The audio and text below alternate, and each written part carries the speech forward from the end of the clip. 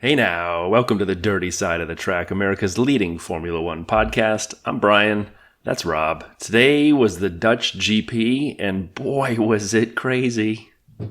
Yeah, it didn't look like it was going to be for a while. It sort of looked like we'd had a bit of a damp squib, and it wasn't going to be the battle that we'd all hoped after practice and quali had made it seem like we were going to get a bit more of a three-way shootout, which still didn't kind of happen, but we'll get there. We'll get there when we come to the review and the potential controversy within. But you got your tinfoil hat ready for that one? I have. I've properly got my tinfoil hat ready for the conspiracy theories. But before we get there, as always, news and social, race review, fantasy update, and yet again, because we're in a triple header, we will get another preview because we don't have to wait a week without a race again. Another amazing track coming up next week. I'm so excited. This is a great triple header. So, but after thoughts of greatness, then we have to go to thoughts of bitterness and horrible tastes left in mouth. Because, oh God, yes. After the Piastri to McLaren thing got formally announced, okay, that's cool. Okay, it's all announced. Here he is. We knew that was going to. We pretty much knew that was going to happen. And we knew that was most likely. I mean, the big thing was the contract being upheld, right? Which it was McLaren's to had the legal position on the contract. So, okay, happy days. But then all the little details and the timeline starts eking out, and McLaren have just gone down, in my estimations, big style, because when they got Danny Rick along to the McLaren Tech Center, the MTR or whatever it's called, to do that speech in front of the crew and do his all, I'm here, I love you, I'll be here next year, don't worry, Danny Rick's he went out on social media, did the same thing, professed his love for McLaren, I'm back next year, it's my option, but it was days after they'd already signed Piastri. I mean, that's just so sneaky and underhanded. Just like, why? Why? You know this is all going to come out eventually, so why put Danny Rick through that? I mean, maybe stinks. They didn't know the timeline would come out, but man, in my estimation, you got to be straight up with people. They should have gone at the very latest the next day to Danny Rick and said, look, just so you know, you're not going to be driving for us next year, and we'll work on a buyout here or whatever they want to do. But don't let the man go out in front of the team, in front of the world, on social media, and proclaim his, affiliation for next year when you've already signed his replacement. Yeah. Signed him already. Oh man, that stunk the house out. That did. That was not a good look on. Not a good look on McLaren at all. The silly season is going to probably carry on rolling now because that's going to unlock some various bits and pieces. There's and in fact, just before we started recording this, I saw Nate Saunders from ESPN had tweeted out a story showing there's momentum gathering on the whole Colton Herta coming across from the US to AlphaTauri. Which also means there's very serious smoke and momentum about Pierre leaving. So we have to give it up, right? Can we just say something really fast for Marcus Ericsson and his August 1st tweet where he had almost all of this perfect? And it made no sense then. No sense. And I retweeted it because I liked it and I remembered it. It was like my first day of vacation, and Marcus Ericsson sends out this tweet which made no sense about people going here and there, and it's all coming true. He's the Nostradamus of silly season for 2022, Marcus Ericsson. Yeah, he really is. What else has happened this week? Oh, yeah, so we dropped a blog after last week's just masterclass by Max. We decided to take a look at kind of the machinery that he's driving, and that led me down a rabbit hole of looking at a bit of the career of Adrian Newey, and it's just so interesting. We wrote the quick blog on it. I think it probably warrants a Vale's Tales of a non-driver at some point because... I think you're right. Yeah, guy's a genius. And it was as I was digging into it, I never realised how much he'd been involved in ground effect back in the day in the 80s.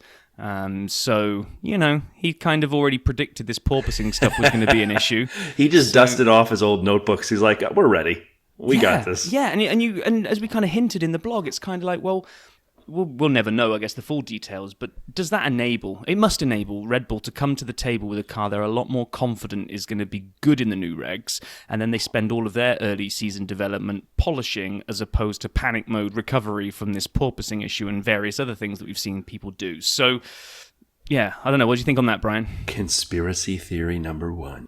That's not a conspiracy theory. That's just having a genius. Hold on, mine. Okay. People have been saying that Red Bull are using AlphaTauri money to continue development this season. and that they're basically laundering money through AlphaTauri. We'll talk more about conspiracies later. There was a tweet, an all joke, there was a tweet earlier this week, and I saved it, and I was going to bring it here, and then I looked at it, I'm like, nah, this is too tinfoil hat, and I deleted it, and I talked about Helmut Marko and his undue influence on the FIA and Formula One, and the whole relationship between Red Bull and AlphaTauri, and all these rumors about Red Bull's development money, and their driver pipeline behind Max, and how they build the cars for Max and only Max, and yada, yada, yada. And but then, even if they do, why shouldn't they? But then today happened, and like this whole like laundering we'll the money. We'll get to that other bit later today. But I kind of like. Oh no, I'm good with developing the car. I know, I'm with you on this. But I was looking at all this stuff where people go, oh no, they single out Max for success. Okay, what's actually wrong with that? Yeah, they know who the number one driver is. Yeah, if they know who the number one driver is, and Perez's job will be to get points to help in the constructors, help out Max where possible, and if Max drops it for whatever reason, then hopefully come through and maybe take a win of his own. But Max is the number one. If Ferrari had actually worked this out at the beginning and because they didn't, they wouldn't prioritize Charles over Sainz right at the beginning. If they had and they'd made a clear direction, maybe they'd be. I don't get this whole criticism of Red Bull because they've decided. And today, Mercedes also didn't make a choice.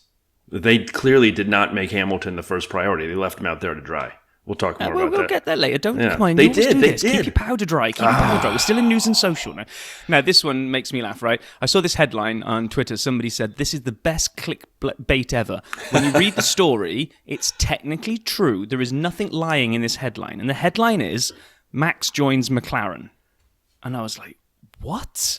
And I saw this thing, best clickbait ever. I'm like, oh no, I'm going to have to fall for it now because I'm going to have to click it to see what I'm going to become part of the clickbait. And you click it, and it was a story about the fact that by winning that race last week and coming from so far back, he now joins Bruce McLaren on being the second person to win consecutive races from below 10th on the grid. So absolutely 100% an accurate headline. And then we'd even said that on the pod. That was one of our stats. We're ahead of our time. Yeah. Also, something we're thinking about implementing here at the Dirty Side is a bit of a how do we appreciate each country geographic area for something special. And so on our Discord, shout out to everybody on the Discord, and if you're not there, join us. We were talking about sampling beers from each country before the race. And we kind of came up with this at the last minute, so I quickly ran out, and I'm currently drinking a Grolsch, which was the only Dutch beer I could find in my selection here other than Heineken. So I took a Grolsch. I haven't had a Grolsch in a couple years. Very good. I'm enjoying it right now as we're recording this midday. Now, I haven't eaten any food today, so who knows? I know it's just one beer. I'll be fine. But if this was like the second or third, it'd be a problem. What did you used to do, Rob, when you were a kid with the Grolsch tops? When I was younger, the craze was the Grolsch bottle, for anyone who's not seen the Grolsch bottle top, is the cap that holds it in place pops off and is held by like an elaborate metal, I'm going to call it device, ring, whatever you want to call it. But you can actually pop that off the bottleneck, and people used to put that on their trainers or sneakers, as people will say over here, and look really, really cool, apparently. If you did it, it must have been. I'm enjoying the Grolsch, so we're going to keep that up, and obviously with Monza next week, we'll find some beautiful Italian beers to try. Three actually, videos of note to check. McLaren had a paint challenge with Danny Rick and Lando painting. They had to mix papaya-colored paint and then paint this little thing here. It was very meh. But the highlight for me was the company who did the paint with them was Akzo Nobel, who's a partner of theirs, who I'd never heard of until I took a job 10 years ago and they had an office in our building. I'm like, what the hell is Akzo Nobel? And it's a paint company, so there you go. Wow. That just goes to show how bad that video was, if that's the It was that bad. That's why I took forever. Like, Lando made one off-color joke, and that was about the funniest part. Red Bull had Max in a simulator running Zandvoort. Again, not that great. But one of my favorite ones, and this is an old one, but it may be fun for some folks to watch. It was an old piece of gold. It was from a channel called Lando Norris Plays from March 23rd, 2020. So like 10 days into the pandemic. And he was streaming, and he's on there. He has Discord running on one side. He's streaming on Twitch, and he's calling people for tips about the race that's coming up. He calls Carlos. He calls Max. He calls George. He calls Zach Brown. He calls some race engineers, and they're all on speaker, and he doesn't tell any of them they're on the thing. And it is great, man. So, like, I was laughing my butt off. I recognize it's 2 years old, but it was just funny to watch, people pick up the phone all over the globe and give him tips on racing, and then just making fun of him and him making fun of them, and then he'd call the next person. So, kind of enjoy the behind-the-scenes aspects of that kind of stuff. So, a good news or a funny story surrounding Lando and messages on phones. Yes, as opposed to... Let's not go there. Do you want to go to McDonald's? Isn't that what he proposed as well, I think? Apparently, he's a real up-end, high-class guy, right? Yeah. I'll buy you a chicken McNugget meal, if you're lucky. Maybe a milkshake. Just don't tell my girlfriend. Yeah. Right, okay. Moving on. So that's kind of news and social. So then we got to race week. Practice. Let's kind of like wrap practice all up in one big bow, right? So practice kind of But we talking about practice, man. Sorry, I had to. Just there was only really one thing that I took from it, and it was Max's gearbox, but I'll let you go. Yeah, well, it was like, so Max got red flagged the FP1, and I thought, oh, okay, maybe this is going to be a bad weekend for him, and we'll get some different people fighting for the lead. And FP2 and FP3 kind of backed that up, that we were starting to see some pace coming around, and especially from Mercedes. And it's like, ooh, okay. And people didn't seem to be sandbagging because there was decent pace going on as well. So it got me really kind of like super psyched. The only thing I was kind of looking at, though, was... Alfa Romeo, they just seem in a downward cycle at the moment. I can't remember if it was on Discord or whatever, Brian, earlier this week, me and you were going back and forward on something. You kind of lumped Haas into the same bucket as Alfa Romeo, saying that, they're just not...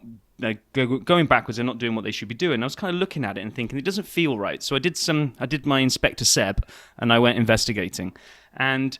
Alfa Romeo started off really well. Valtteri was in the top 10 consistently, 5th, 6th, 7th, consistently in those early days. Now, Haas were just kind of flying along in that kind of upper midfield and popping in and grabbing points every now and again, and that's kind of what they've kept on doing. So Haas have just kind of been much less bad than they were last year, Correct. And every now and again pop up and grab points. Whereas you look at Alfa, and it's a downwards trend. They have tanked since just before the mid-season break. They've gone from...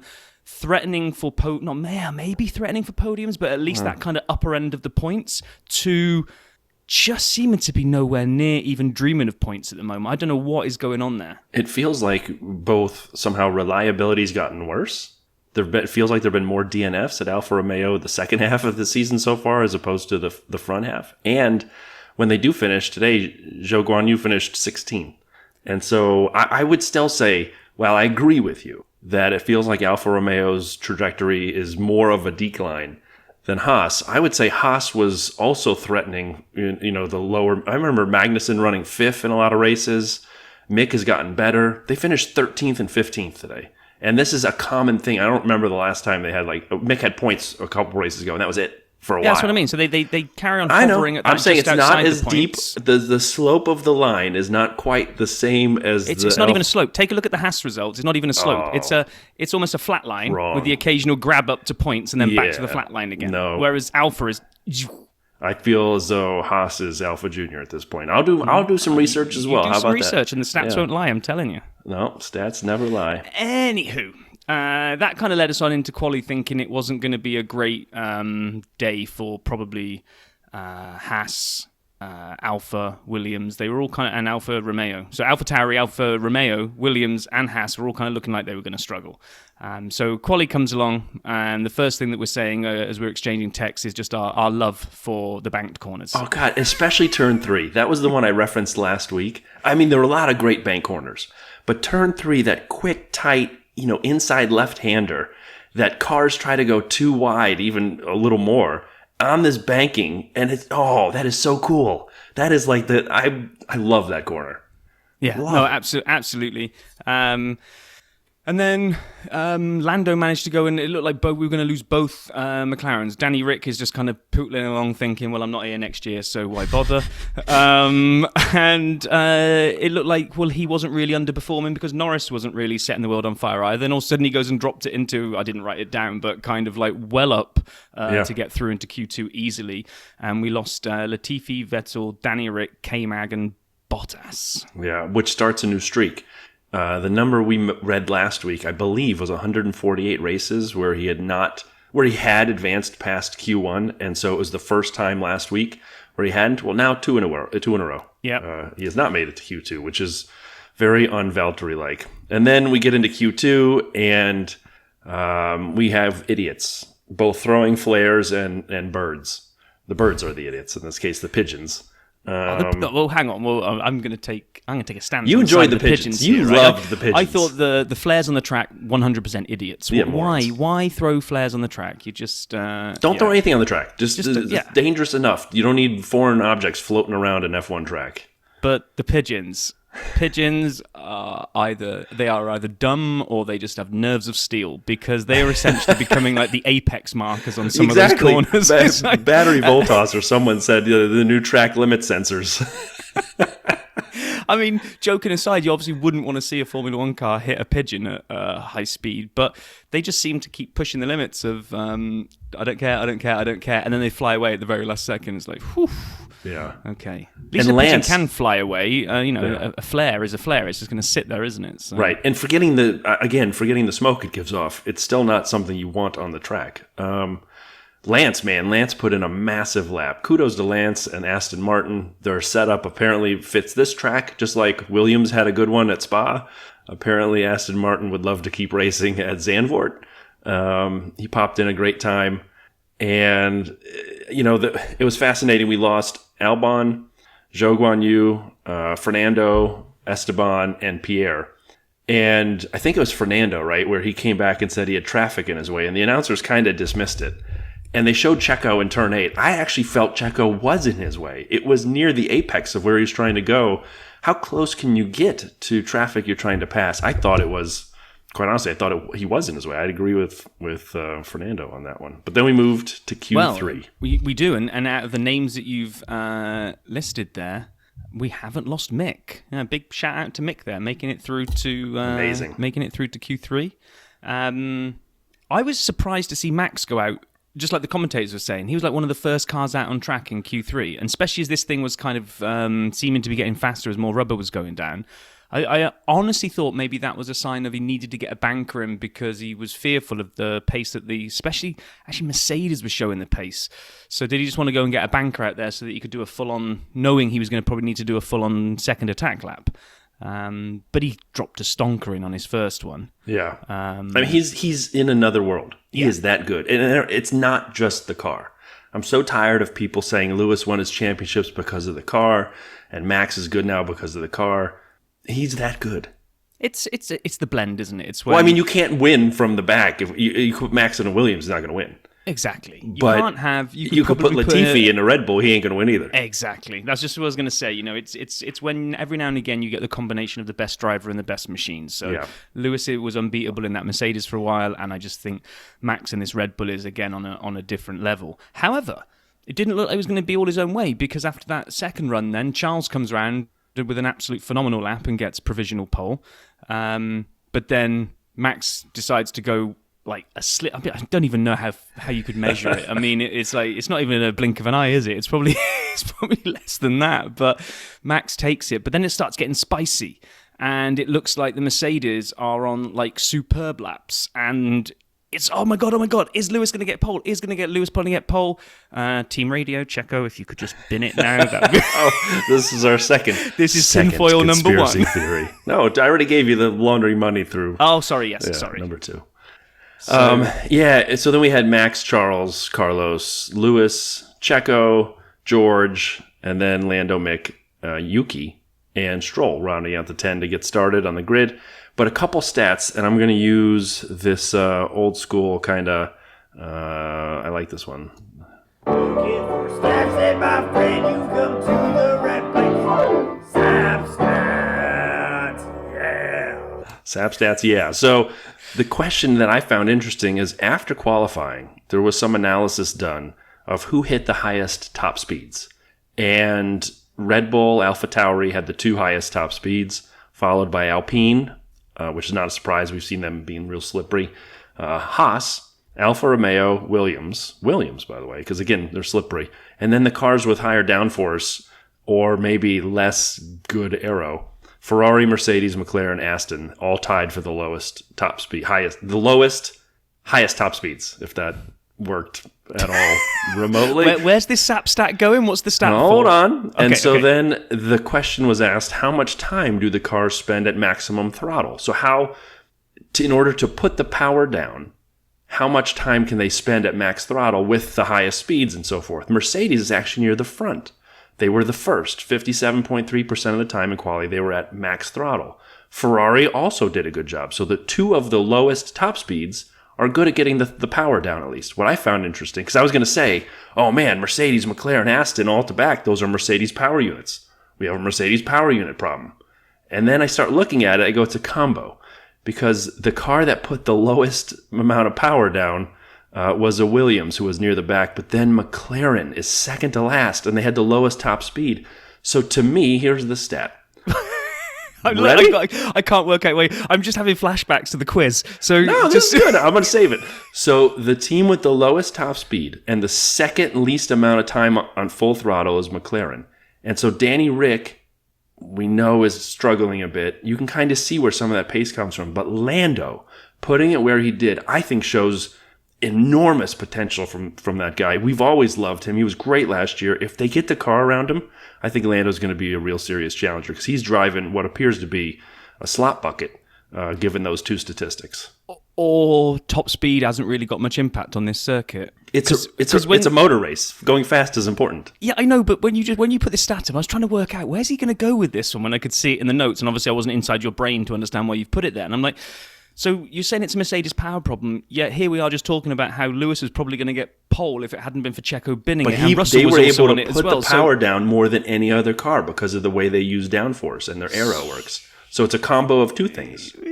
Really? Yeah. Oh, we should get Dr. Obbs on here. He knows exactly. I'm right.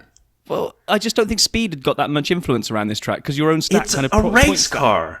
Yeah, but look, Red Bull, like you said, the fastest by a long way. Mercedes the slowest, the joint slowest. Yet Mercedes were going to take pole if it hadn't been for the spin. But they put power down more than Red Bull. They were at max pace more because they could handle full throttle more often around the corners. But that max pace still wasn't as fast as Red Bull's because they're faster. You're only talking about the straight line. I'm talking about corners too.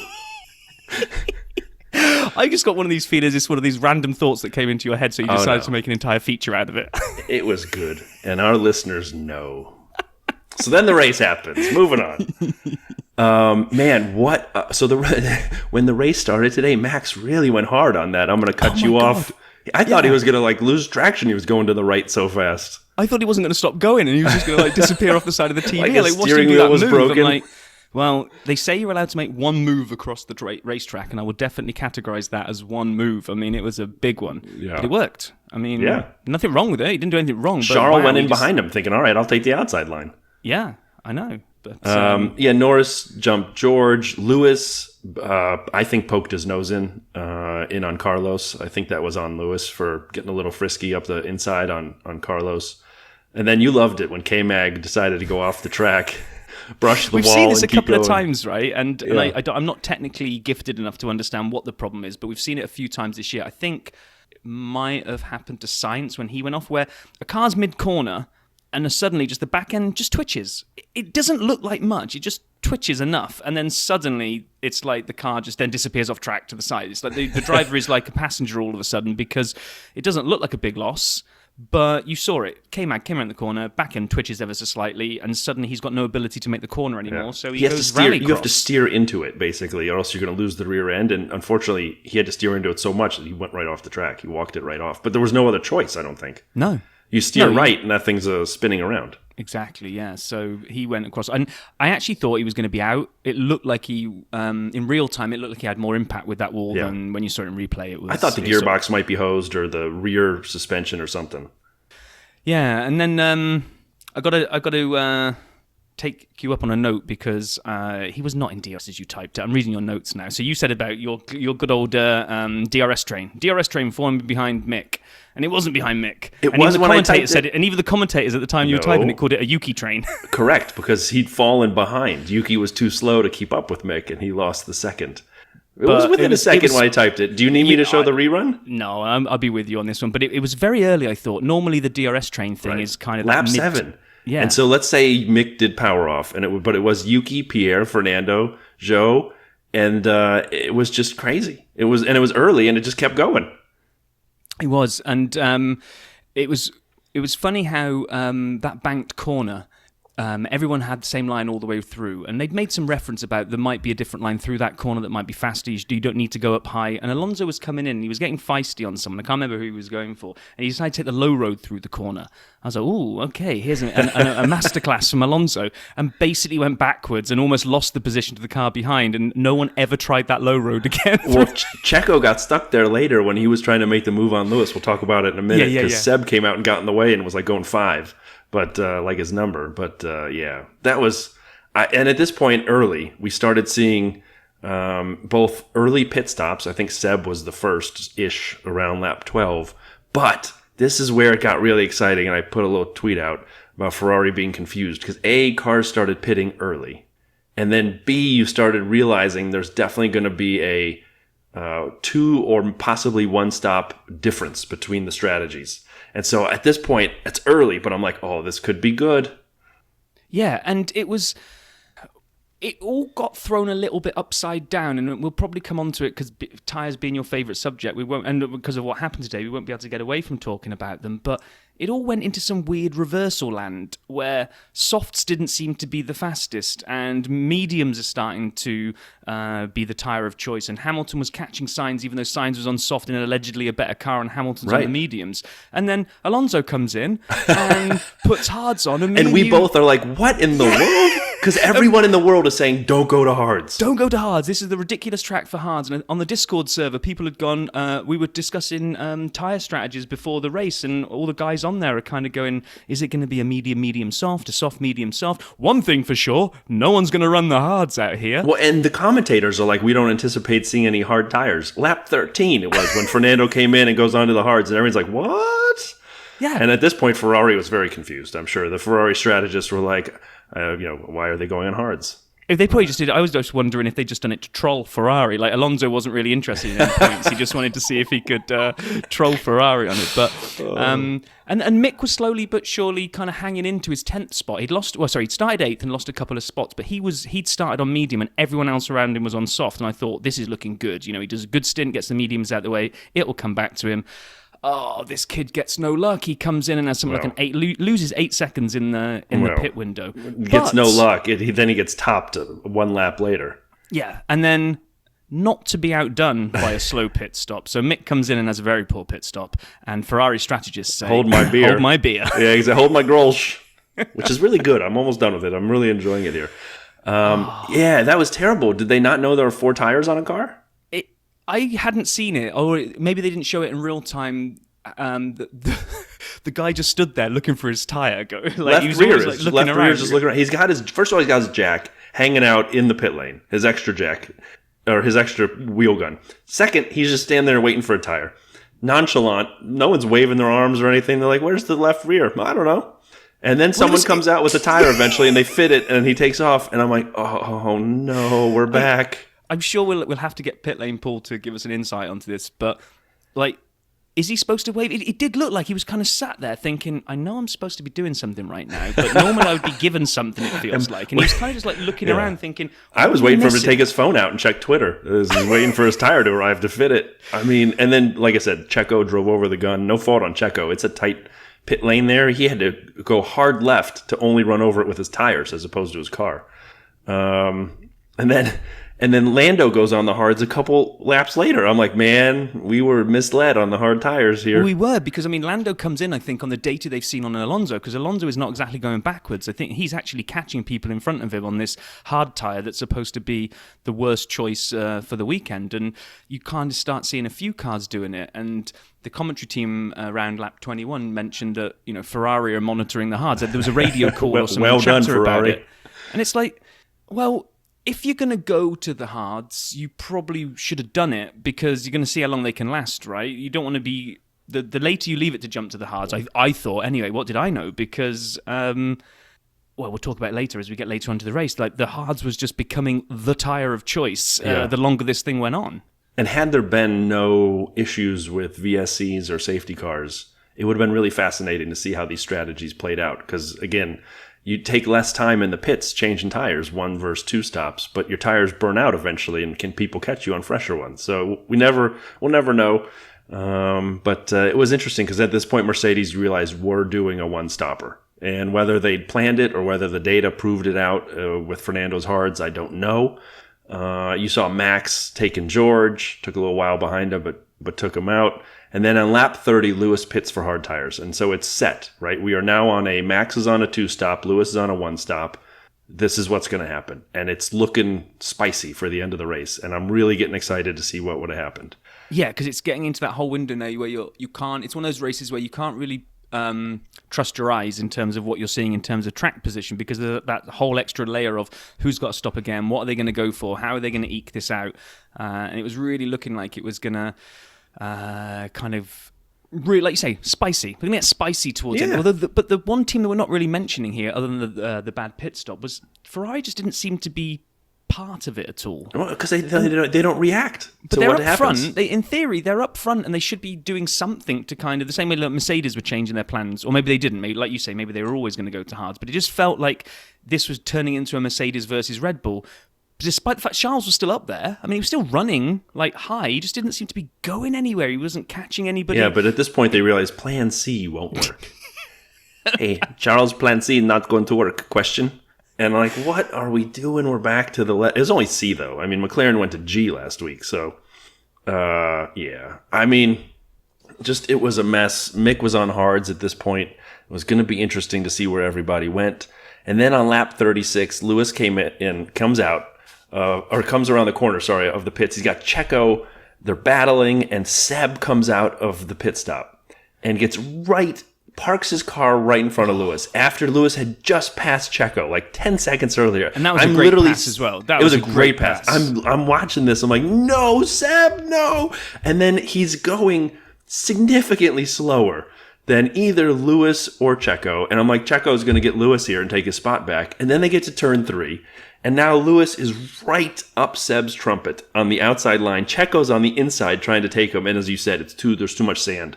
It's just wasn't able to hold it. But he ripped his tires apart, apparently fighting Lewis, because later on Checo just faded. Well, yeah. At that point. That was a shocker to me. Like, that's Checo's move is managing his tires. Well, the ease at which Lewis hunted down Checo, and Lewis is on the hards at this point. The tire that no one's going to be on, if everyone remembers. The awful tire. Right, which everyone's and going Hamilton to just breezes past him on a really good move. Yes, Seb gets in the way. It looks like Checo's going to go for it, but very quickly, Lewis just drops him. And it stops becoming a can Checo kind of get back on pace and catch Lewis. Now George is hunting him down, but I think Lewis battled with Checo for a couple of laps. He had a couple of goes at him around corners, had to back out a couple of times. George just went past him like he wasn't there. Exactly. He came out of the last corner and was on full throttle. DRS just rolled right past him. Had the move done by the corner.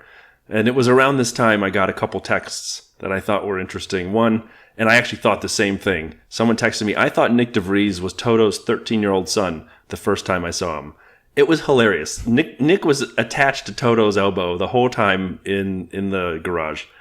But on quali day, they both had a black sweater tied around their neck like they were going to Bunny Skyler's brunch afterwards.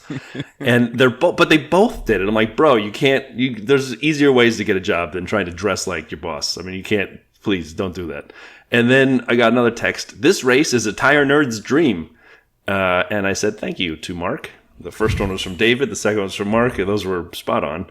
And keeping the tyre theme going, it was that Checo had ruined his tyres in that battle with Mercedes, because then when he came into pit and Red Bull dropped him out right in front of Alonso. Alonso, to use your phrase, came right up his trumpet. Yeah, and I that's thought a British expression. That's a top Alonso's going to have him here. He's going to absolutely have him for breakfast, but fresh tyres. Once he kind of got his bearings, Checo then kind of dropped Alonso, and we didn't see a battle there that I was really looking forward to. I thought Alonso getting feisty in an Alpine, trying to throw it up the inside of a Red Bull would be pretty cool, but it was obvious the pace just wasn't there in the Alpine today. And then Checo did get the fastest lap on those new tires, but then basically, Sainz pitted, but whatever. Then the event happened.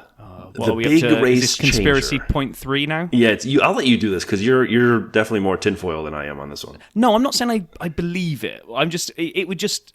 You only had to go and glance at Twitter for half a second to see just like a million theories kind of all come out. So Yuki is pulling over to the side and saying, my wheel is loose, and basically parks his car at the side of the road.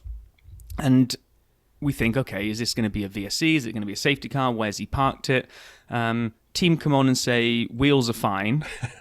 And he carries on driving again, rejoins, but drives really slowly and brings it back around. Now, which we don't know why yet, but we'll learn in a second. But I got to find out. I'm going to have maybe another question for Paul. Is in the past, we've seen cars unreleased, and for whatever reason, they haven't put the wheel nut on properly, and a lap later, you've either got the wobbly wheel or it actually comes off altogether. Yeah, Haas did it twice in Australia years ago. Yeah, exactly, right. So... And the pit crew seem unaware of it. Nobody on the wall radios the car and says, your wheels are loose, you've got to stop, right? They don't seem to have sensors that tell them that the wheels are tightened up. So Yuki is reporting, my wheel is loose, I need to stop. They come on the radio and say, no, it's fine, just bring it back. So what, they know it's not loose? Or well, I think now, and I don't know when, it's a great Paul question, and we did learn this from him, they have the green light on the gun. And so when it goes green, it means the right, I think, torque is there and it's on. It should be on unless something weird has happened. But so they have a green light on the gun. I'm done. My job is complete. And so I don't know if that's always been there. But that's only at the time of the pit stop. So if you've left the pits and then like Yuki's reporting, my wheel is loose. But why would I don't it come know what loose data they've got. I don't know what the data they've got to override that. That's and a good point. Good question. Anyway, so that's part question. A. So it's all good now. Okay, there's no safety car. There's no VSE because Yuki's going to bring it back round again. But he brings it back slowly, and we're all wondering why. Yeah, and he rolls into the pits, and they change tires because that seems to be the problem.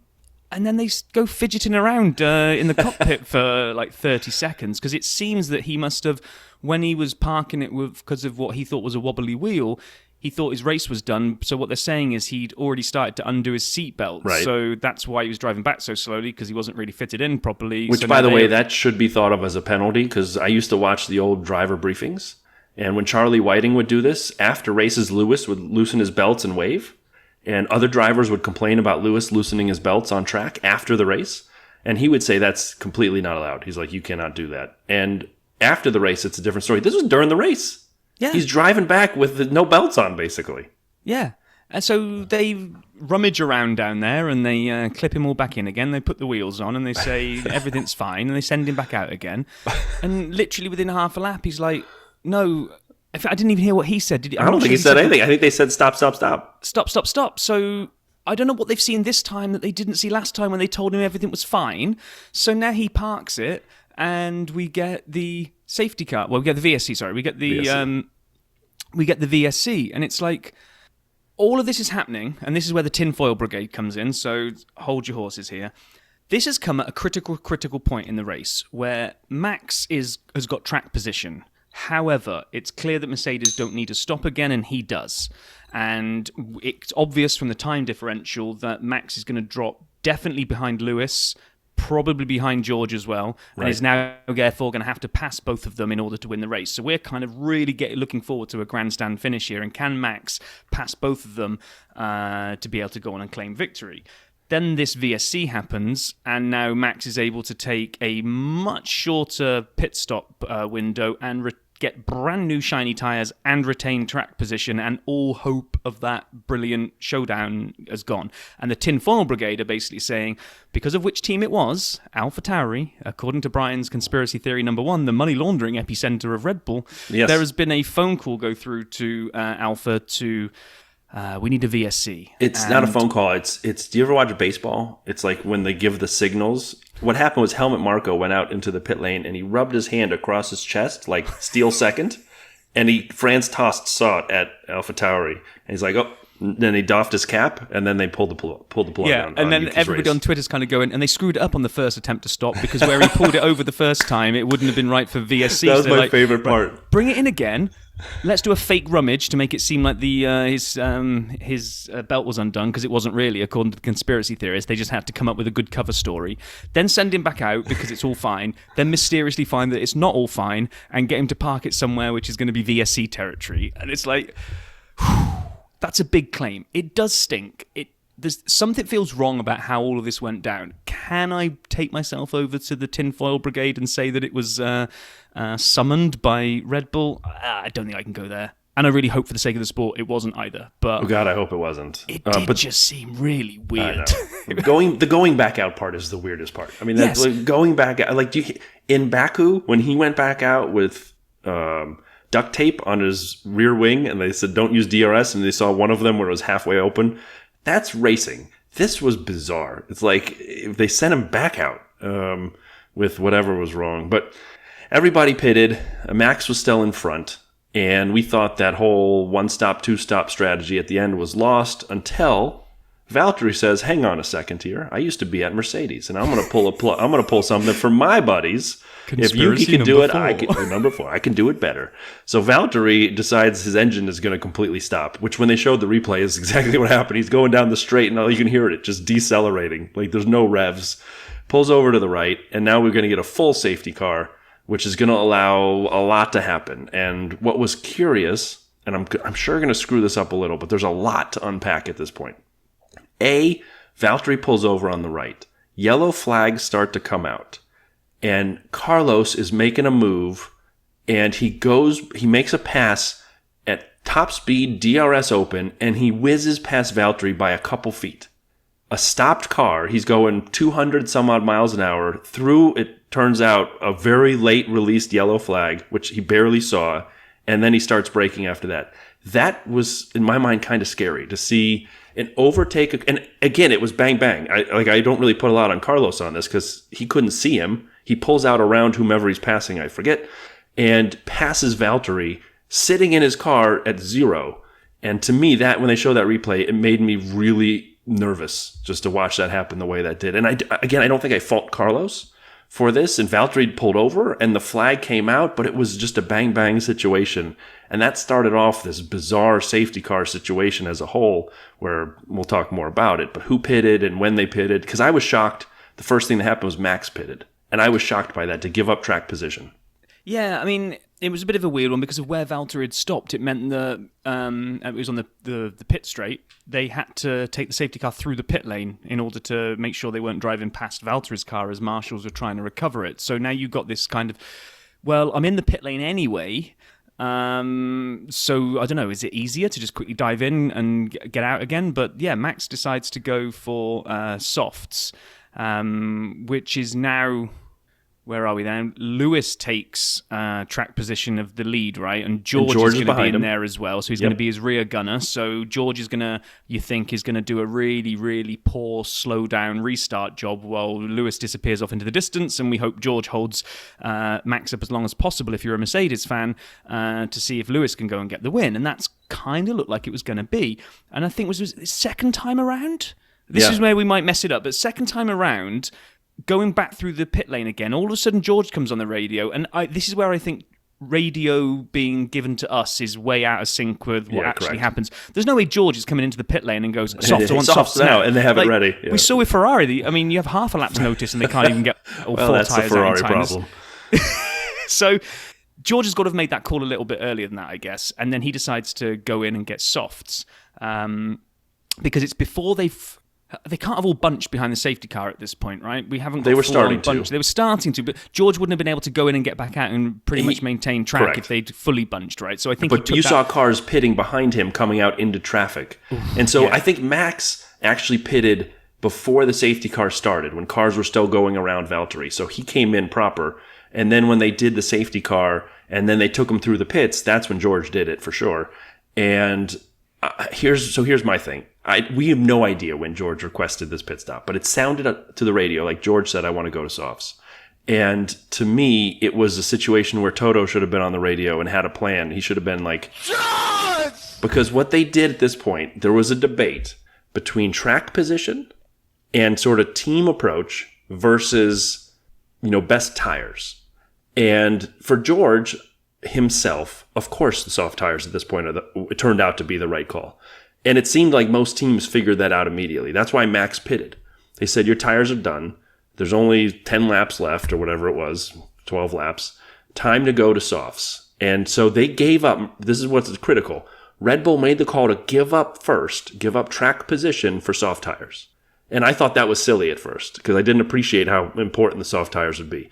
But then other teams started figuring this out. And when George requested it, Toto was interviewed after the race and gave a sort of wishy-washy answer. You're either playing the team game and going for the win, which Toto said they were doing, but they weren't because they, as you said, they took the rear gunner from him, let George go to softs, fell behind Max into third, and now Lewis, again, like Crofty mentioned it, I was having flashbacks to Abu Dhabi.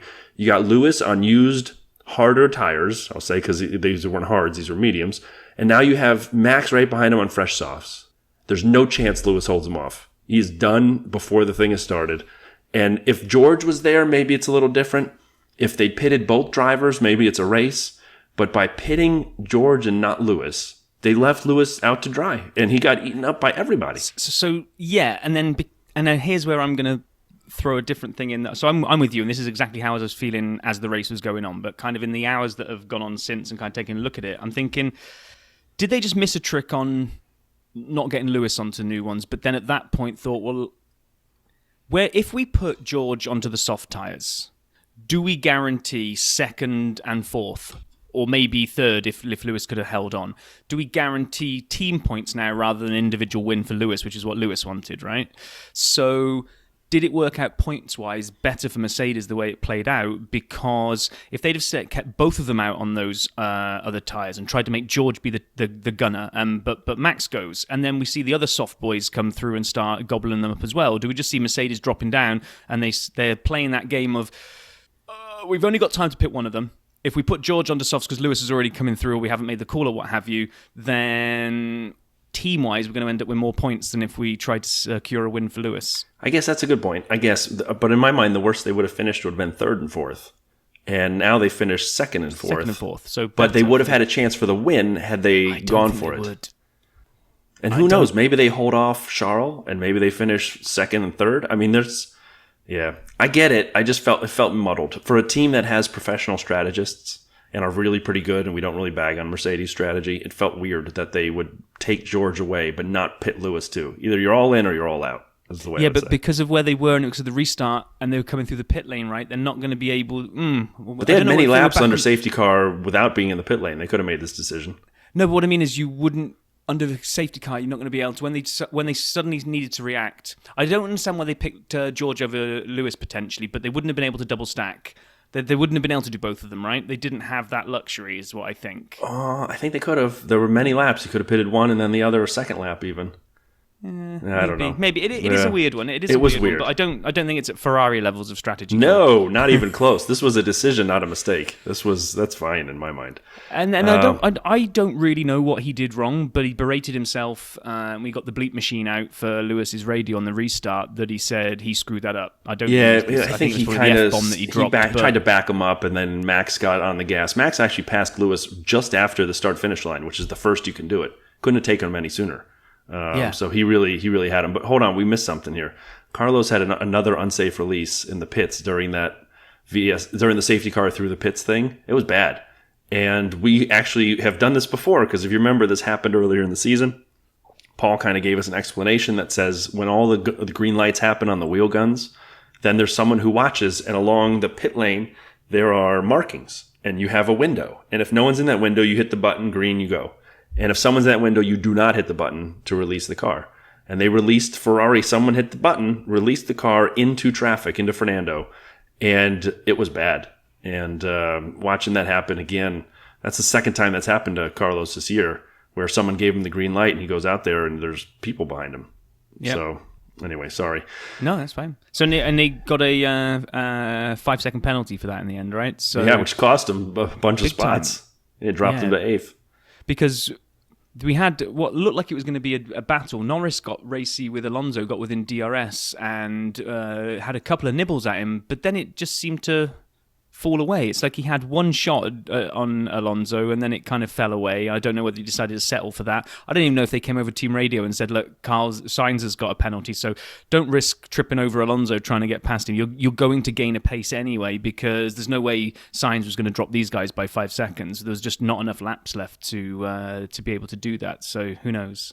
Yeah, and Ocon almost had Sainz in terms of timing. It was only like 0.2 away from catching him, but Carlos was 8th. Yeah, and as we said already, Max powered off. Charles passed Lewis as well. George and Charles passed Lewis, dropping him to 4th. I don't know. For a race that, how do I phrase this? I didn't feel like the on-track, naturally occurring action was fantastic. A lot of close following, not a lot of overtaking. Yeah. But the drama of the tires, the pit stops, the VSC, the safety car, and then what that created on track was fun to watch. Yes, I would say it was an exciting race, even if the racing wasn't always that exciting. And that's great. Do you know what? If other elements of a race weekend can make the race unpredictable and exciting, I'm all for that. Yes, I love to see cars trying to go past each other, but I'd rather have this than kind of one of those just boring, nothing happens in terms of strategy or racing. So no, I'm with you. It didn't ever hit any kind of highlights for overtakes. But no, I enjoyed it. Let's hear from Pit Lane Paul and what he had to say. Okay, so I sort of pre-write these messages just because, in all fairness, if I spoke from the heart right now, it could be quite emotional. So, we'll start the sandwich in a triple header.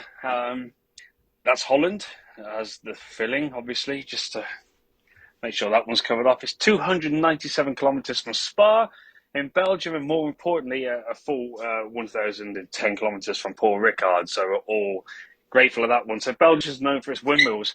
They've amazingly over 1,000 of them.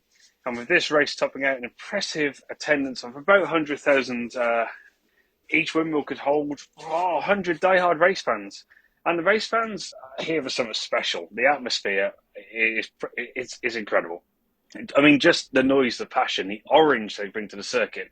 It's a huge party. It's honestly up there with the best races. And to think that we may have to choose between Spa and Zandvoort and leave races like Saudi Arabia and Bahrain on the calendar is just crazy, Greatest respects to both Saudi Arabia and Bahrain. They have camel sand, more sand in the occasional missile. They simply don't have Heineken and a coffee shop serving, exotic cakes, apparently. Practice on Friday saw local favourite Max hit some trouble, but then he hit back with the pace you'd expect. Mercedes looked competitive on a track that sort of suited them. That sort of rolled on to qualifying, where actually if it wasn't for Perez, then Lewis probably would have been on pole. There are a lot of people who belittle Toto saying that in an interview. So let me try and explain how this works. Each driver will have like a delta on a steering wheel, which is it's a complex system of numbers and elves performing database stuff behind the scenes. And what this does, it actually calculates the time based on a whole lap to where they are on the lap. So whereas Max was actually up on the splits, Lewis was predicted to perform better over the whole lap. And the point that he was up, and he would have been quicker Max towards the end of the lap. So that's how they sort of knew that he was up. So yeah, don't always look at the split times. There's a lot more science behind that. So Lewis probably would have been in pole position, to be fair. It's irrelevant. He didn't. He started 4th. The race started well. When I say well, there are no big accidents. The only major accident involved the red team again.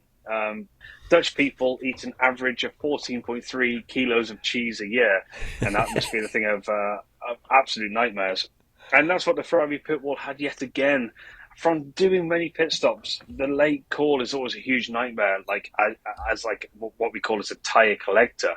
I think on a future episode, I could probably go through pit stops a little bit more, so you understand how they work. But you literally don't have time to react from the time that they say the car's coming in, and the time it takes you to A, get the tire, A, get the blanket off, and then B, get out there.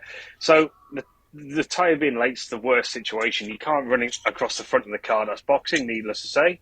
You can't run across the back of the car. So you literally, the left rear in this circuit we're at was the longest tyre to get to the car. No way is it a blame for the mechanics. It seems to be a pit wall issue. That happens. look, it shouldn't, and it seems to always happen to Ferrari.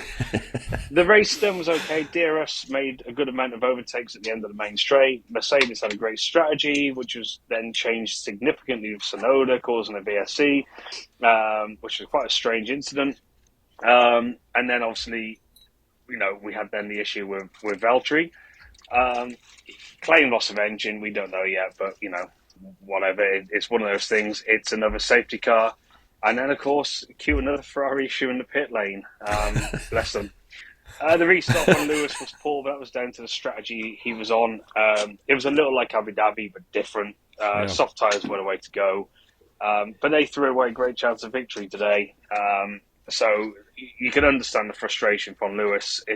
You never know how the race finishes, but that's ultimately where we are. George took Lewis, did the best he can to hunt Max down, but he was pretty much in a world of his own, Max, again today. It's very unusual to see Mercedes make mistakes if it was a mistake. It did make the last 10 laps exciting, though. It was a good end to the race. Max did deserve it over the weekend. Mercedes will kick themselves, but they should be happy with the improvement. It was a big step forward for them. Whether that goes to further races, we don't know. Ferrari just keep themselves ahead in the comedy stakes. Alpine went well. Lando continues to go well, and the rest well. There we go. So Zandvoort is a closed area to cars. The sheer amount of bikes here is insane. It's actually a challenge driving, to be honest, especially as Holland has a crazy 37,000 kilometers of cycle lanes. Shortly we head to the airport. We hope it to be smooth. We're home for a few days before we head to Monza next week. Sadly closer to Ricard. But it's the last European round of the season, which is crazy. But the fun races do actually start after that. And to end, speaking of fun, let's talk carrots. And this will start any conversation in any bar, and it might even get you sent to a special home. Back in the 10th century, carrots were originally white, purple, or pale yellow. So when William of Orange, true name, helped Holland win independence from Spain in the 17th century, the Dutch farmers honoured the king by turning their carrots orange through clever breeding. There we go. Speak to you next week in Monza. What? Carrots. What is carrots? That? I had not heard that one yet. I did not know about the carrots. I don't even want to talk about the race anymore. They made the carrots orange to honor the House of Orange. I mean, like we said before, this is content you cannot get anywhere else. That is brilliant. And I may be doing a Google search to do my own fact check on that. It's so amazing and outrageous. You can't fact check, Paul. You have to take his word as gospel. If he says that the farmers made carrots orange to celebrate independence for Holland, then that's what happened. And as a Dutchie myself, I should know this already, but I don't. There were a couple stats from the race that I thought were fascinating as we close it. Beyond Paul's recap, just a few things here, and we will use this jingle. Thank you for that. All right, so the Dutch GP. Max has won 4, and by the way, credit to Sean Kelly at Formula One. I borrowed some statistics this week. Max has won 4 consecutive races for the first time in his career, which is a little hard to believe because he's so good and has dominated so much this year. You would have thought either this year or prior he'd done 4. He's the first driver to do that, other than Lewis, since Nico in 2015-16, and Nico had 7 in a row. By the way, when Nico was interviewed post-race, I agreed with every single thing he said. I had to go to the bathroom and wash out my eyes. Today was Verstappen's 10th win of the year, with 7 races remaining, and that 10th win matches his 2021 total, and he could still potentially beat Seb and Schumi's record of 13 in a season, which is unbelievable to me that Max is within shouting distance of the most wins ever. And I got to be honest, I'm thinking about mega driving him at Monza. I feel like they're going to have that much of an advantage. But anyway, George's P2 tied his career best if you want to actually consider the Spa 2021 race a race. Nope. It was Mercedes' 12th podium finish of the year without a win, which is pretty amazing. George has moved ahead of Carlos into 4th in the Drivers' Championship and is only 13 points away from second place Charles, again without a win. But passing Hamilton late in the race put Charles back into second in the Drivers' Championship, tied with Checo on 201 points. And other than the little situation where he went in on Fernando at Spa on lap 1, Hamilton, this is amazing, hasn't finished lower than 4th since Monaco. What? They're definitely on an upwards trend. I mean, it didn't happen today. I think Monza's going to be a bridge too far for them. I don't think their speed is good enough. But right, I agree. Yeah, like Paul said on his note, it's, they'll be upset they didn't win today. But the fact that they're even having that conversation of, oh, aren't we so upset we didn't win, is not a conversation they thought they would be having right at the beginning of the season. So they should have bought Newey's book. If they'd bought Newey's book, the car would have been better from the beginning of the season. Fernando's was P6 for Alpine. It was his 10th consecutive points finish, but here's where it gets interesting. Esteban was P9. Both Alpines scored for the 5th race in a row. That is shocking to me that 5 races in a row, both cars have been in the points. That's great. That is, if you'd go back a while, I don't think people would have predicted that at the beginning of the year. And then probably my favorite weirdo stat, Lando Norris, 7th on the grid, finished 7th in the race, is 7th in the Drivers' Championship, and has finished 7th in 4 of the last 5 races. Oh, not 4 of the last 7 races. I know, or 7 of the last 7 would have been better. Just Lando, let it down at the end there, that's I know, so close. And then the last thing from the race. Lance Stroll, we joked about the Aston Martin and how bad it's been, and maybe this track suited them. Actually, kudos to Lance. He finished 10th. It's his 5th 10th place finish of the year, but he's never finished higher than 10th. So Lance loves to get that last point. Yep. And make sure he takes it from anybody else. So kudos to Lance. And those are the stats of the Dutch GP. Nice. I haven't checked online to see if the fantasy is updated. Have you taken a look, Brian? I have not. Maybe we'll roll and do a double whammy next week and do a double shout out for. We might be a little close because we're recording it quite soon after the race has ended. And what we've also already recorded and got in the bag was talking of fantasy. We had the pleasure of catching up with Dagan, who is a guy who is launching a new spin on kind of fantasy, kind of like Formula One stock market. But rather than me blabber on about it, let's hear Dagan tell us all about it as we kind of caught up with him for our 100 seconds of DRS.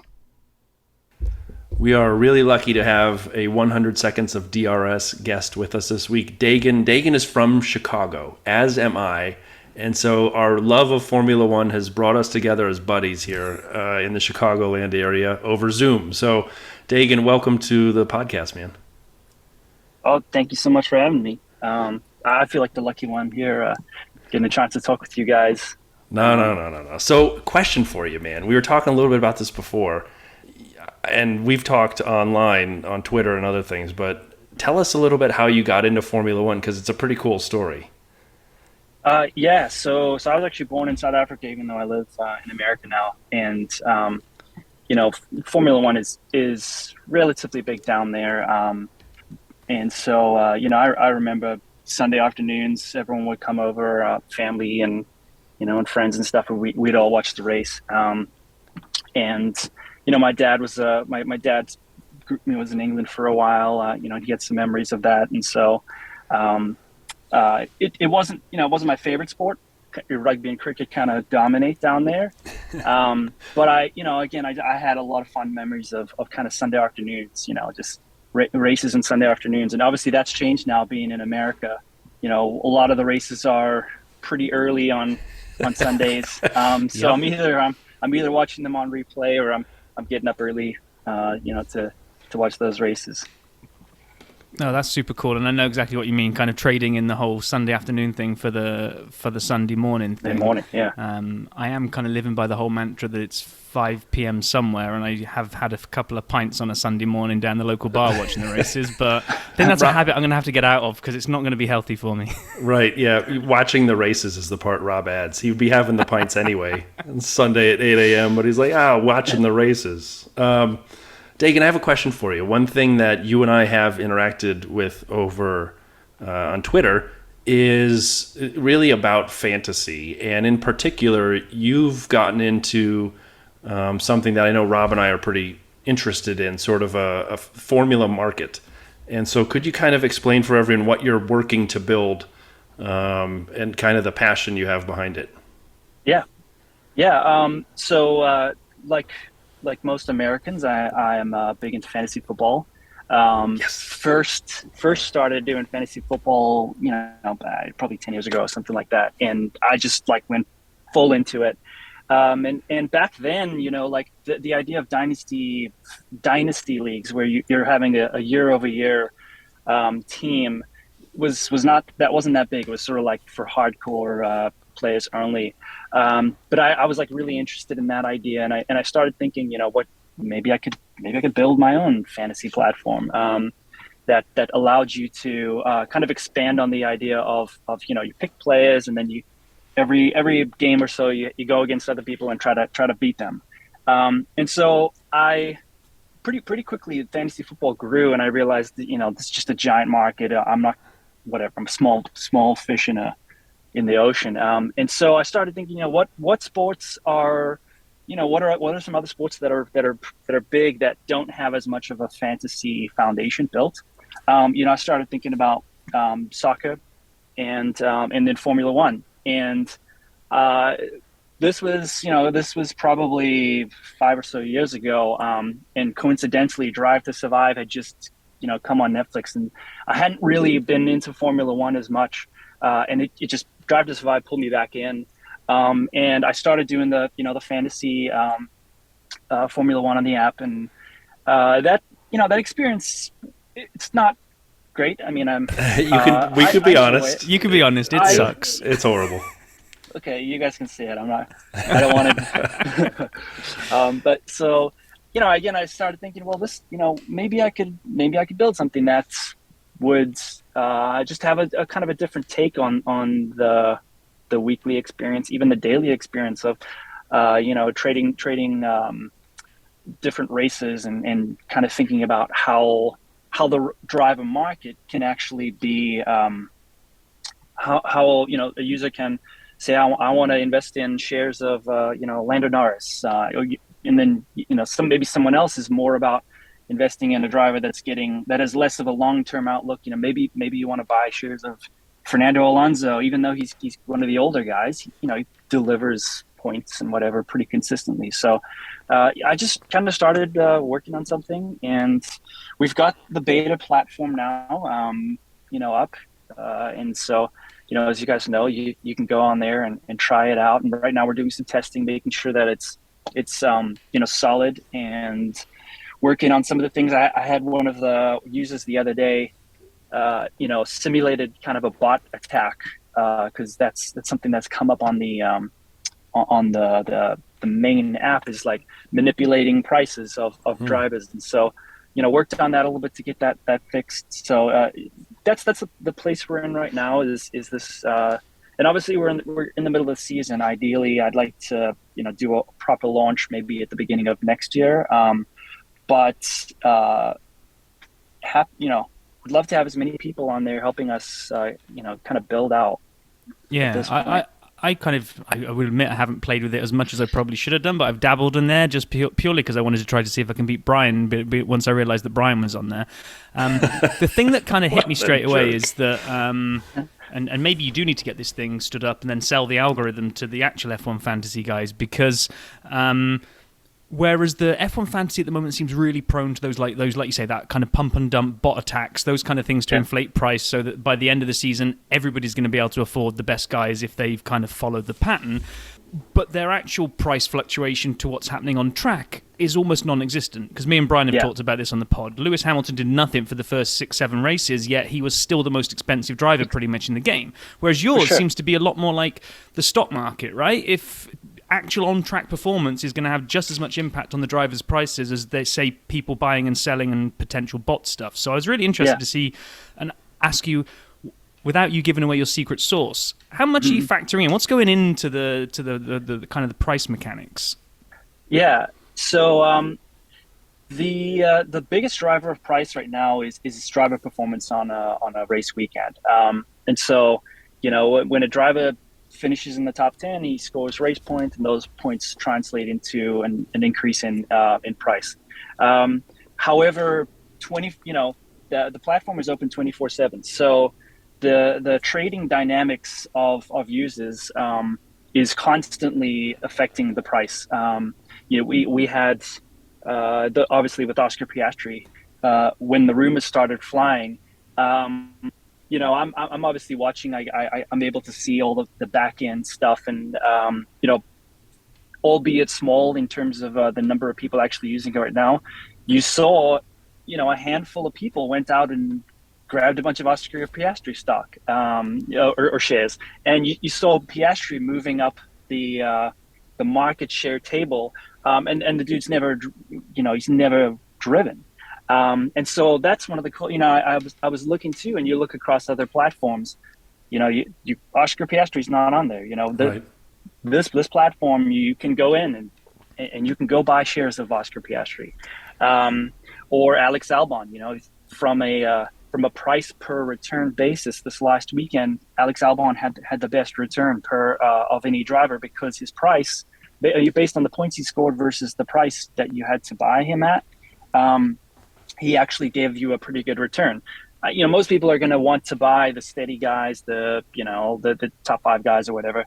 But when you think about it, those guys are the return based on their price is not going to be as solid as maybe if you take a risk on some of these other guys, or if maybe you invest in one of these younger drivers and they turn out to be, the next Charles Leclerc or whatever, and or even Max. I mean, again, if you go back to when Max first started driving, or even Charles, if you were willing to, let's say this platform existed back when Charles was at Alfa Romeo and you were buying shares of him, that would have been a good investment. That would have been Apple shares, right? Yeah, exactly. Yeah, exactly. Was there a particular user of the platform who saw the Piastri thing coming? There was one, and took a big lead. Was there one guy? There was one in particular who went all in. Yeah. I think his username was Sap. Yeah, that guy sounds like the Wolf of Lakeshore Drive, and. Right. Well, he's not winning anymore, though, is he? He's like quite far behind. Well, he's got responsibilities. I can't always be trading the portfolio on a daily basis. I will say there's a little bit of there's been some testing, and like some of the, obviously this platform right now, some of the fluctuations you'll notice in there are a little crazy, because I'll be in there testing. I'll be pumping and dumping someone, just to work out the bugs, and then something we just implemented this week now. You can't actually do that anymore. I mean, even if you wanted to, you wouldn't be able to do that, because we kind of put in a minimum time frame that you have to hold shares of a driver. So cool. you buy the shares, and now you can't sell them. You can't buy and sell right away. And there's also different things I put in there to help kind of regulate all of that and make sure it doesn't fall apart. So Dagan, the stock market, Formula One, starting a platform all filled with excitement, with energy, adrenaline, and enthusiasm, but none can match the 100 seconds of DRS test here on the dirty side. So, sir, are you ready to take your collective knowledge and put it to the test? Yeah, let's go for it. Let's do it. So I love how confident everybody is when they answer that question. Like, this is going to be some kind of Who Wants to Be a Millionaire quiz, but yeah, I know. It's only 100 seconds, so no lifelines. No life. And the good news is it's your answers. So if there's no right or wrong, but right. I mean, they'll all be wrong, but that's okay. Here we go. I'm just kidding. I'm joking. Just a joke, my friend. All right, Rob, you're going to run the timer for us? Yep, I got it. Dagan, are you ready, sir? Yeah, let's do it. Rob, count us in, bud. You guys in then. So 100 seconds of DRS in 3, 2, 1, go. What's your favorite cheese? Cheddar. Who's the best young driver in F1? I think for his age, Lando's up there. I love Lando. Favorite F1 track? This is kind of cliche, but Monaco. Monaco is awesome. Interesting. What's your favorite restaurant? That is a good one. Whatever. Let's just go with Chipotle. We all love Chipotle. It's embarrassing. No, it's okay. Here's the hardest one, and this one actually has a right answer. GIF or GIF? So I always used to say GIF, but I believe it's GIF. Oh, now. All right then. Best racing movie of all time? Let's see. I've got kids, so we watch cars a lot. Okay. So then the other question is, what's the worst racing movie of all time? And if you use the one we talked about in the beginning, it would be an acceptable answer. Yeah, Driven is up there. Yeah, I think let's go with driven. Agreed. Oh, I'll also say, Talladega Nights is pretty legendary. That's yeah. maybe I As wanna worst swap or that best? for Both. It could be both actually, but Favorite musician or musical group? whew, geez, probably like Radiohead or maybe Blur. Nice. So I'm assuming I know the answer. Sleep in or up early? You have kids, right? Yeah, I'm up early pretty often. Yeah, Yeah. Sleeping in is like 8 o'clock. And that's time.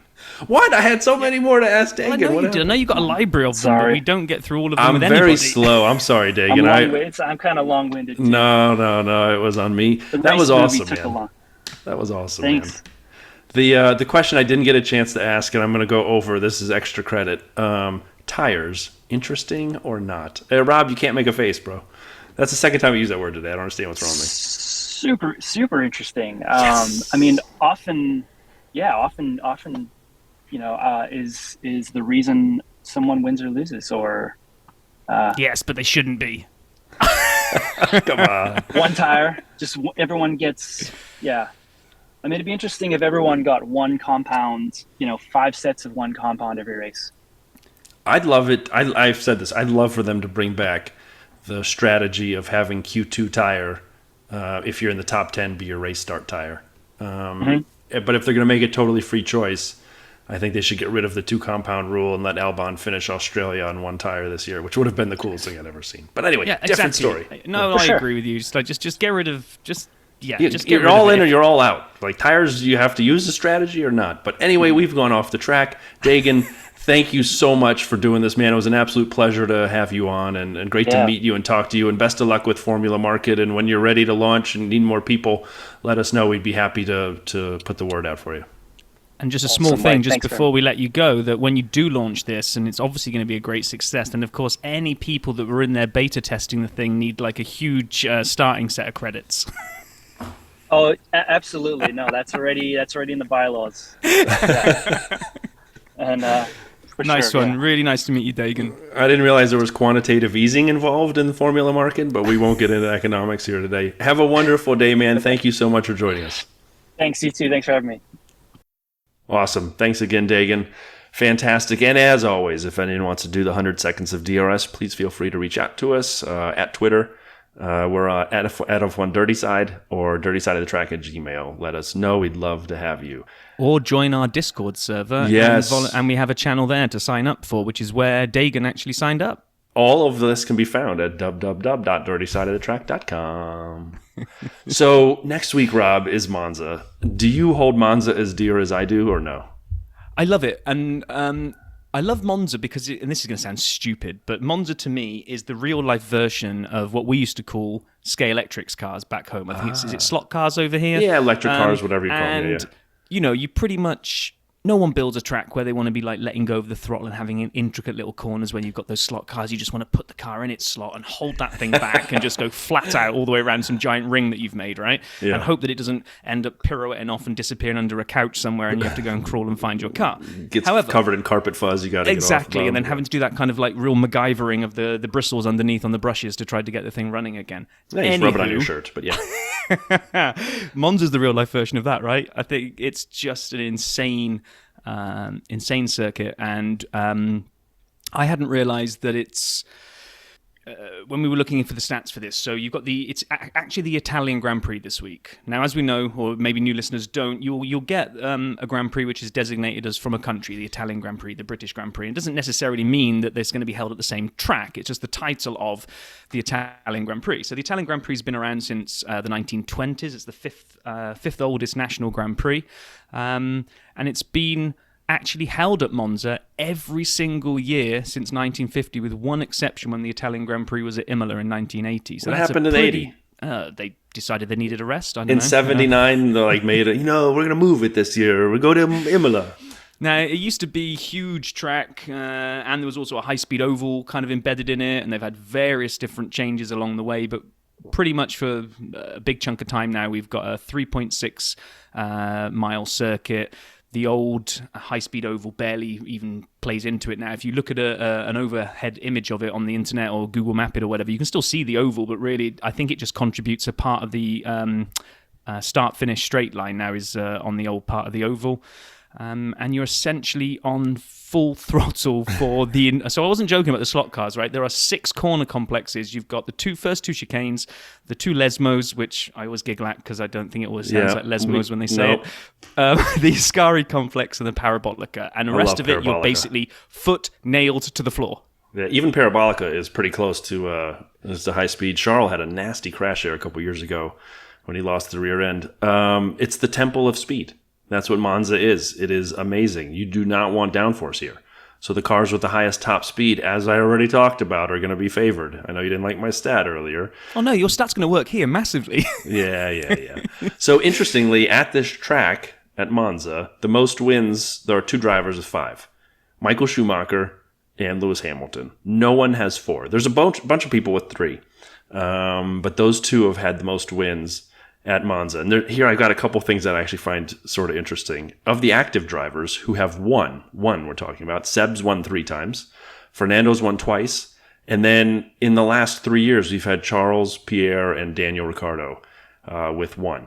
And you can actually remember these, right? You remember last year Daniel held off Lando at the end. It was a McLaren 1-2. The year prior, Pierre got his maiden win.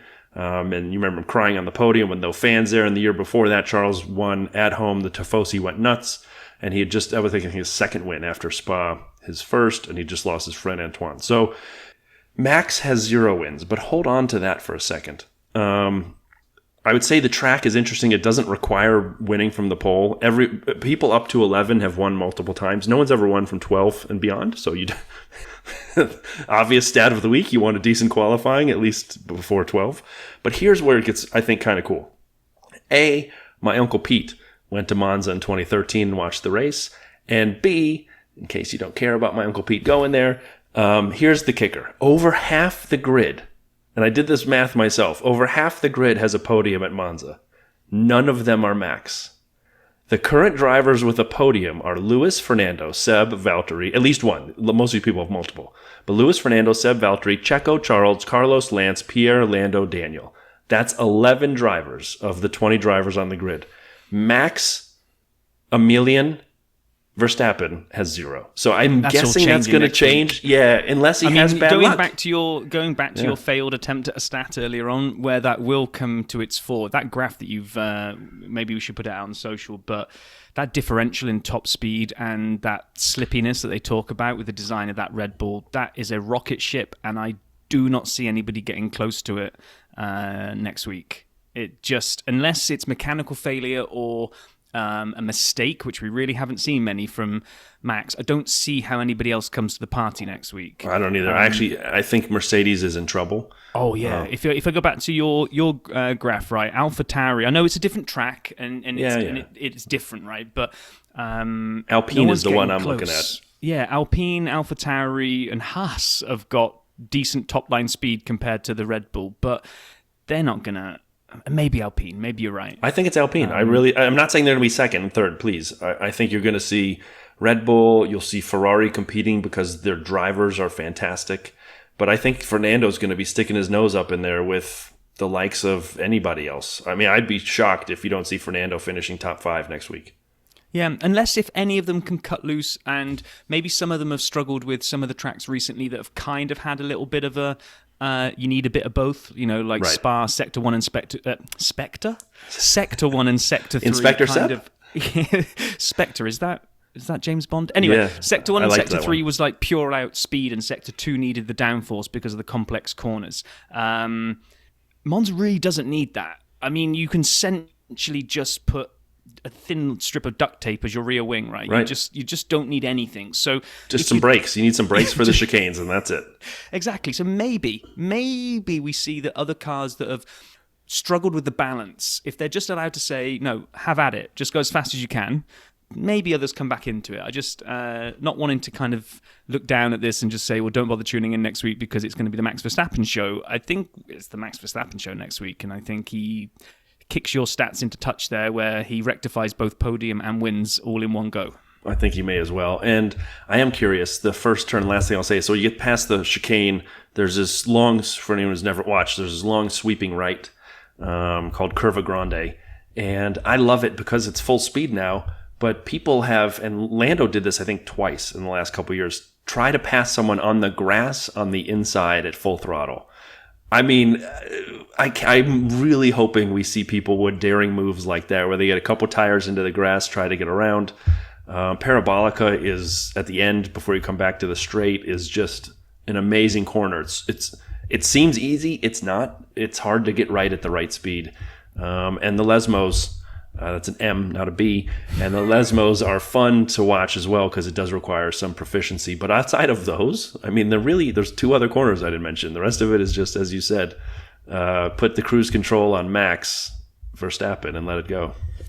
Yeah, but I'm still looking forward to it because it will still give, even if Max does disappear into the distance, I'm actually seeing a lot more passing and on-track racing than we saw today because teams will get huge DRS advantage down the straights. Although there aren't many corners, there are a good, decent amount of braking zones, so there is the chance to kind of throw a torpedo down the inside. So I still love it. Still love this track. I'm just not really sure we're going to see anybody. Max might have quite a lonely race, but who knows? That statement might not age well, and we might have a big upset this time next week. Well, I guess you'll have to tune in to find out. And I'd like to thank everyone for tuning in this week. How was that segue? That was awesome, but I think right now we should probably just say goodbye and play the exit music. Brilliant. Everyone have a wonderful week. Talk to you soon.